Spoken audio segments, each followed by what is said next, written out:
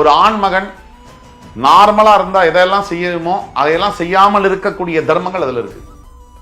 அந்த தர்மங்களை எல்லாம் நான் சத்தியமாக கடைபிடிப்பேன்னு சொல்றதுக்கு தான் அந்த தண்டத்தை எடுத்துக்குது.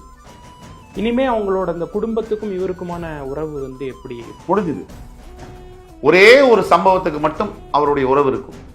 தாய் மரணம் அடைந்தால் அவர்களுக்கு ஈமச்சடங்கு செய்யும் பொழுது தண்டத்தையும் அவருடைய மாலை எல்லா விஷயத்தையும் விட்டுட்டு அந்த ஈமச்சடங்கு செய்து மறுவாரம் வர வேண்டும். அது அவருடைய கடமை. அப்பாவுக்கு கொல்லி வைக்க வேண்டிய அவசியம் இல்லை. தன் தந்தையாருக்கு ஈமை செய்ய வேண்டிய கடமை அவருக்கு நேத்தோட முடிஞ்சது. எந்த பந்தமும் கிடையாது அவருக்கு. ஆனால் அம்மாவுடைய பந்தம் கிடையாது. இதுல புரிஞ்சுக்கணும். அம்மாக்கு செய்ய வேண்டிய கடைசி இறுதி சடங்கு உண்டு. அம்மாக்கு பந்தம் கிடையாது. அம்மா பையன் கிடையாது, அப்பா பையன் கிடையாது. அவர் ஒரு குரு, அவர் ஒரு பொது சொத்து. அவர் இங்க இருக்கக்கூடிய 144 கோடி மக்களுக்கான குரு.